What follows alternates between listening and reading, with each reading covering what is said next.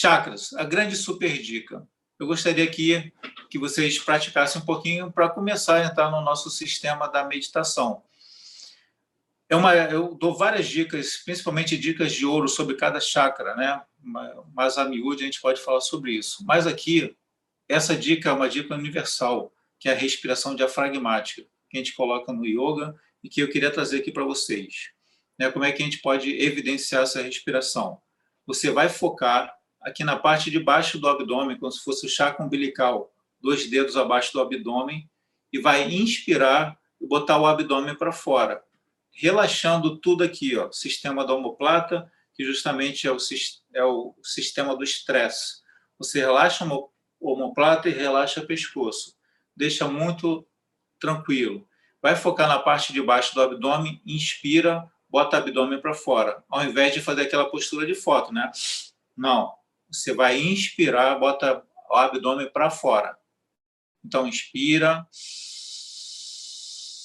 e expira, bota o abdômen para dentro.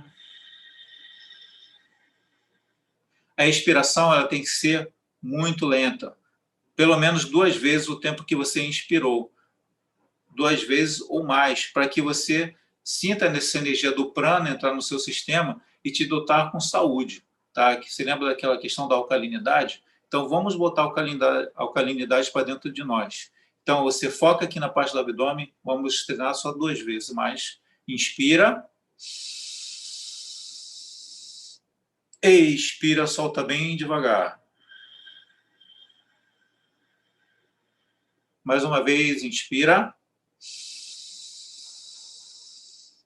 Expira, solta bem devagar.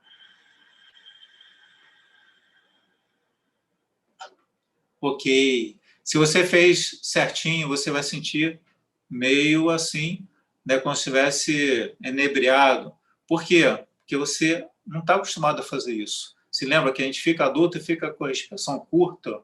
Então, essa respiração, que é a respiração muito forte, a gente tem que começar a botar no nosso sistema e dotar a gente com muita energia e saúde ao mesmo tempo. Ok, próximo. Chakra, eu queria que ancorasse essa palavra. O que é uma âncora? É você ter um gatilho do que é importante num evento. Nessa palestra, uma grande importância que eu queria que vocês tivessem, essa palavra, volição. Volição é fazer uma coisa com super vontade, com um foco, um comprometimento total para que aquilo aconteça. Então, se a gente quiser se alterar, não adianta uma coisa meia boca, não.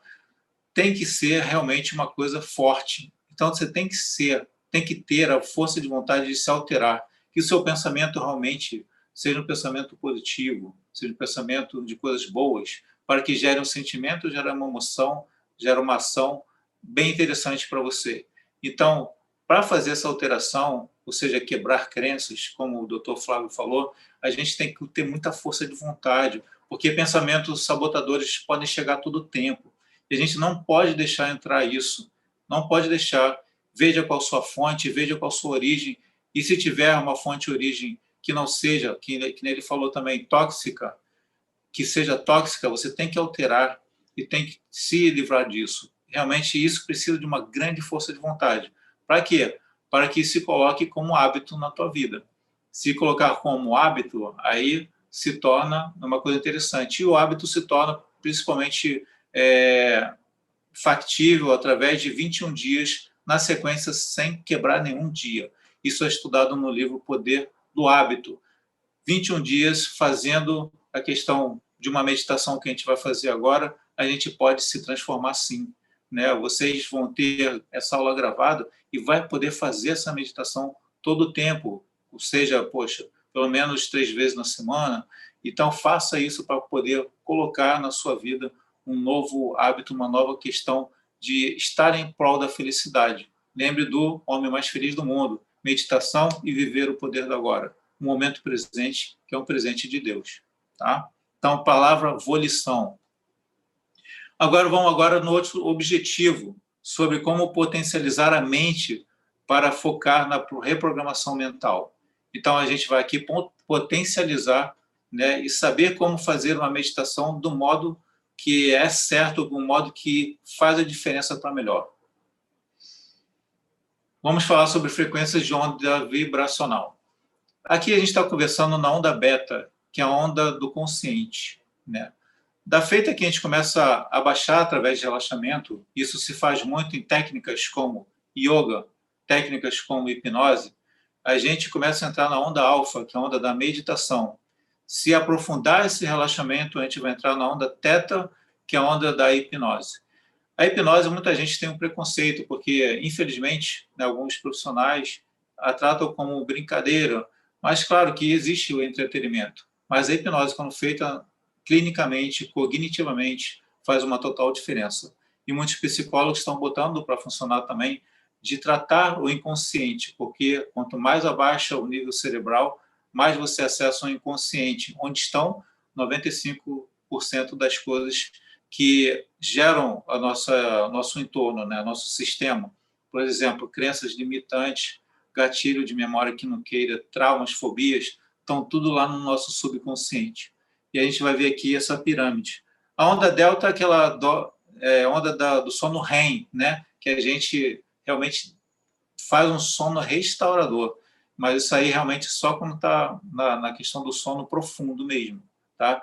Então a gente tem o foco de chegar na onda teta porque a gente começa a conversar mais com o inconsciente. E isso é que a gente quer fazer diferença aqui para vocês conversar melhor com o seu inconsciente.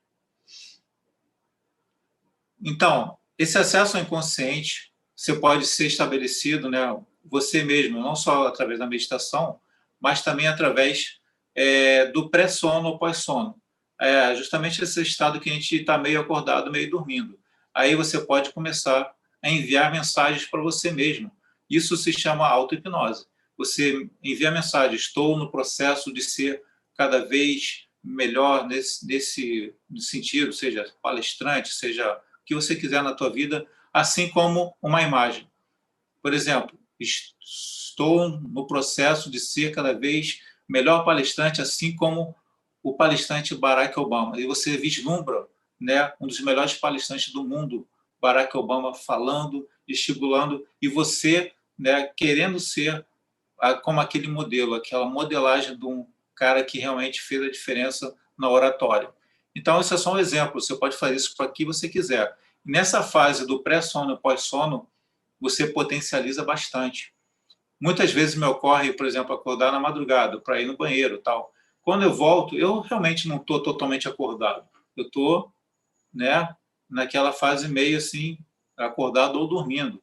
E eu começo justamente a trabalhar a minha mente. Estou no processo de e outras técnicas que a gente tem, né, de mantras, de afirmações positivas, e até que eu pegue no sono. Mas eu já trabalhei minha mente várias vezes durante a madrugada, se eu acordar para ir no banheiro, ou então tomar água. Então, isso pode ser feito sim, né? Até que você pegue no sono e já a sua programação mental vai rodando quando você estiver no sono. Claro que pode ser feita também antes de dormir, não precisa ser quando se acordar de madrugada. Antes de dormir, você programa, né, o que você quer no próximo dia. Eu quero no próximo dia assim, assim, assim.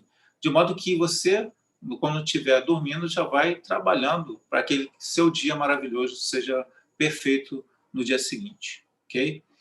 Então, a gente vai focar muito o poder do momento agora, que é o poder do momento presente, né? Isso vai ser na meditação. Aqui, falando da representação do inconsciente, né? Nosso consciente é 5%, nosso inconsciente é 95%. Isso é estudado pela neurociência.